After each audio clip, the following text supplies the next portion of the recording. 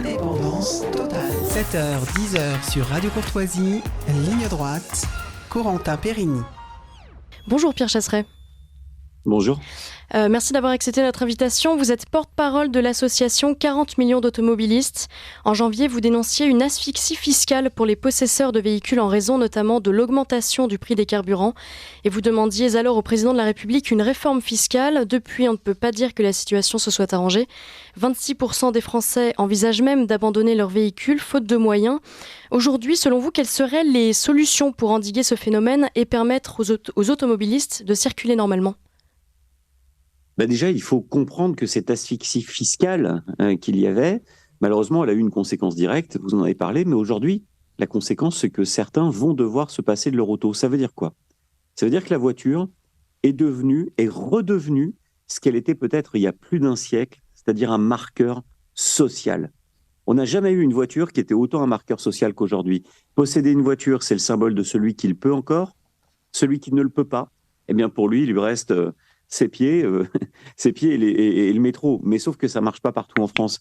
Dans beaucoup de régions de France, dans beaucoup de zones de France, la possession de la voiture est absolument capitale. Si vous n'avez pas votre auto, vous ne pouvez pas vivre. Donc on se retrouve avec une asphyxie fiscale qui crée une France à deux vitesses, qui crée une France chez certains qui ne peuvent plus se déplacer. Et je ne sais pas pour vous, mais moi, l'inverse du déplacement, ça s'appelle le confinement, ça m'a jamais emballé. Oui, justement, en fait, 73% des Français estiment que la voiture est indispensable dans leur déplacement du quotidien. C'est essentiellement dans les zones rurales, malgré les coûts d'achat et d'entretien élevés. Il faut savoir que la voiture représente le deuxième poste de dépense des foyers français. Et pour certains, cette inflation les amène à se séparer de leur voiture, notamment en zone rurale. Donc, quelles sont les alternatives réellement dans ces cas-là ? Dans ces cas-là, la plupart du temps, il n'y en a pas. C'est-à-dire que l'alternative, ça va être la perte de temps. L'alternative va être la contrainte. Pour certains, ça va être ce qu'on appelle aujourd'hui très à la mode le covoiturage. Il faut se rendre compte de ce qu'est le covoiturage. C'est de l'autostop moderne, rien de plus. Donc, quand vous ne pouvez pas posséder quelque chose, vous cherchez un moyen de pouvoir le contourner, mais c'est toujours de la contrainte. Lorsque vous utilisez moins votre véhicule parce que la flambée des prix des carburants, et c'est pas fini, parce que la flambée des carburants asphyxie votre budget, au bout d'un moment, vous devez renoncer parce que vous n'avez plus le choix. Parce que techniquement, votre budget vous contraint à vous séparer de votre auto.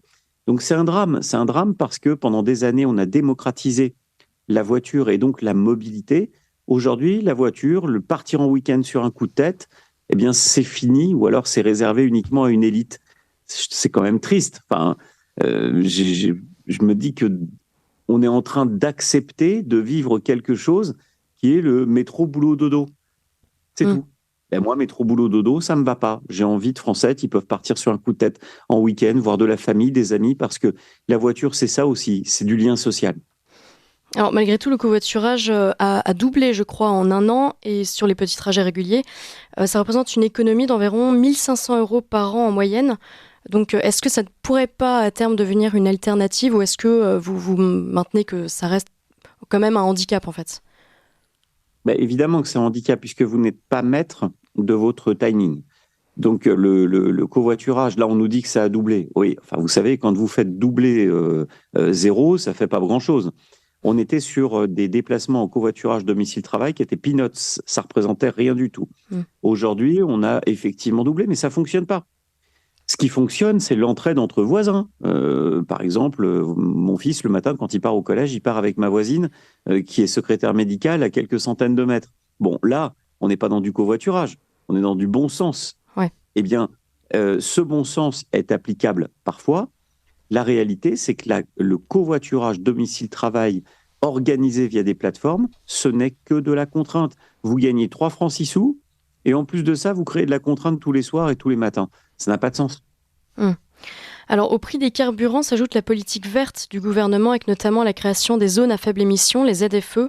Ce qui est intéressant, c'est que 7 personnes sur 10 connaissent l'existence de ces zones et 1 personne sur 2 se dit prête à enfreindre la loi pour pouvoir circuler librement.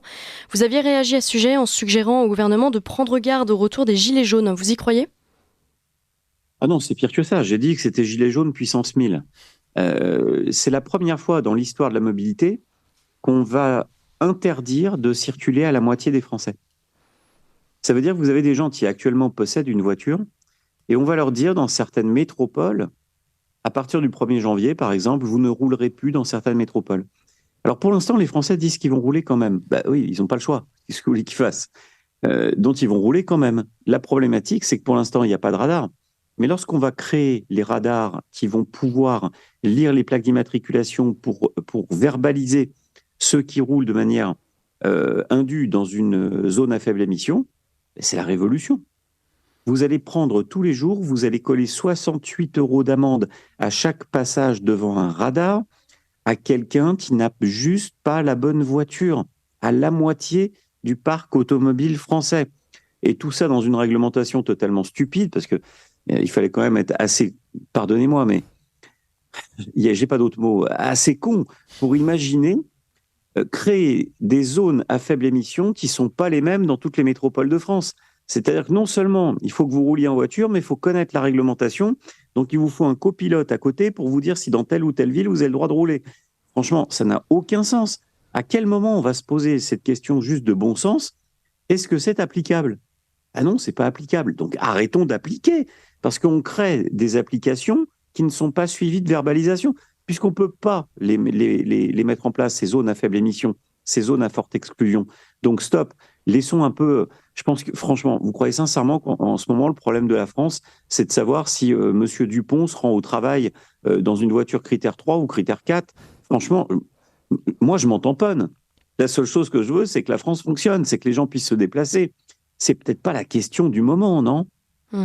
Comment pourriez qualifier cette politique, la nommer? C'est contre l'automobiliste?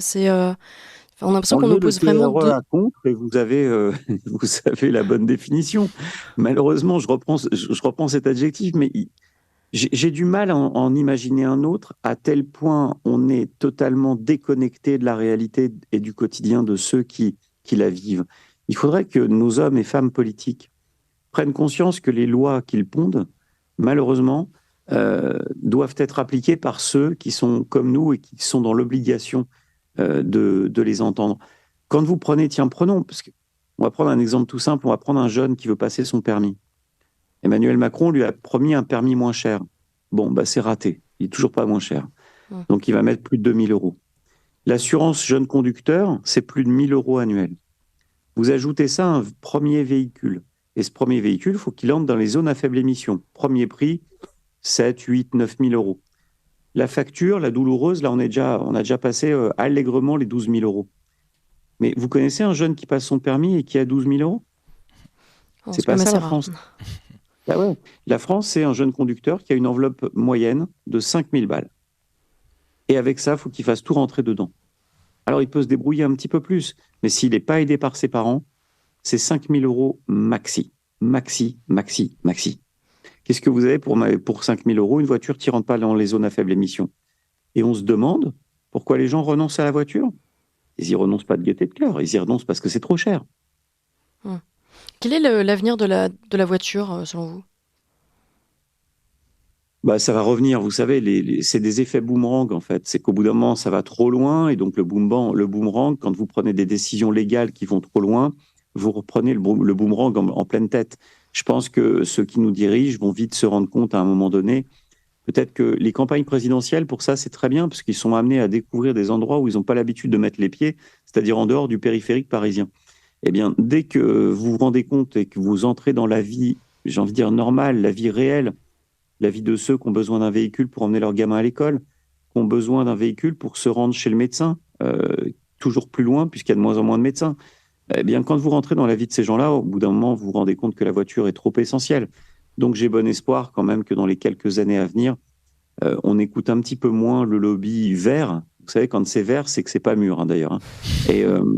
Et quand on aura arrêté de trop entendre des gens qui sont des fanatiques, peut-être qu'on réussira à entendre le pragmatisme de ceux qui ont juste besoin d'aller au boulot, quoi. Alors Pierre Chasseret, je rappelle, vous êtes porte-parole de l'association 40 millions d'automobilistes. Hein. Et puis, donc, vous nous dites qu'il y a un problème avec la voiture, que les Français ne pourront... Enfin, c'est de plus en plus difficile pour les Français de posséder une voiture. Mais est-ce que ce n'est pas une philosophie plus large, même sur la propriété, c'est-à-dire qu'en tout cas, l'État n'aime pas les propriétaires, les gens qui sont propriétaires, et font tout pour finalement avoir des locataires, parce que c'est plus malléable, et puis ça a moins de pouvoir finalement. Non, non, je suis pas sûr quand même qu'il se soit posé une question aussi intelligente. Non, malheureusement, là, vous avez une trop haute opinion de ceux qui nous dirigent. Non, je pense qu'ils sont obnubilés par cette idée d'agiter un petit drapeau vert pour se donner l'air malin. Mhm. Je pense qu'aujourd'hui, la voiture est devenue le symbole de la pollution. Tu as une voiture, tu pollues. Tu n'as pas de voiture, tu pollues pas. C'est devenu très binaire, alors qu'au final, la pollution, c'est pas ça. Et puis, je rappellerai quand même que la France, à l'échelle internationale, en une émission polluante, c'est rien. C'est-à-dire on est ceux qu'on veut rendre les plus vertueux du monde. On veut laver plus vert que vert en France. La difficulté, c'est qu'en fait, nous, en France, on est déjà excellents. Si tout le reste du monde adoptait le même comportement que nous avions à l'échelle nationale, on n'aurait pas de problème. D'ailleurs, en étant parfaitement honnête avec vous, je suis toujours aussi même choqué par mon propre discours, là, parce que je me dis, nous, on est un pays développé, on a réussi à aboutir à certaines choses. Et on voudrait maintenant se réveiller et faire en sorte que les pays qui sont moins développés que nous arrêtent de se développer parce qu'ils polluent. Ben non, ils ont envie de se développer aussi. Je veux dire, on ne peut pas occulter le fait qu'on vit dans un pays qui fait partie du monde. Et dans ce monde, la solution, c'est pas de se passer des choses, c'est la recherche et développement. C'est d'investir que les technologies à venir réduisent l'empreinte écologique des objets que nous avons. Nos téléphones portables, nos téléviseurs et nos voitures, bien sûr, le chauffage, le bâtiment, l'isolation. Mais tout ça fait partie d'une enveloppe globale dont on ne peut pas extraire juste un courrier qui serait la voiture en disant, bon, mais maintenant, on va se donner l'air malin, on va interdire les voitures ou faire en sorte que ça soit tout comme. Parce que le jour où ça vous coûtera trop cher, bah, ça sera interdit. On parlait de politique verte tout à l'heure. Seriez-vous prêt à employer le terme de dictature verte ? Non, non, non, par vu la respect pour ceux radicalité, qui... oui, vu la radicalité en Ouais, fait, voilà, de la politique qui est non, menée. alors, j'entends bien sûr, pour le petit jeu de mots, évidemment, mais en même temps, j'ai toujours du mal, les mots ont un sens, et pour ceux qui ont pu connaître ce qu'est une dictature, c'est pas ça non plus. Oui, évidemment. Donc, on n'est pas en dictature, et heureusement.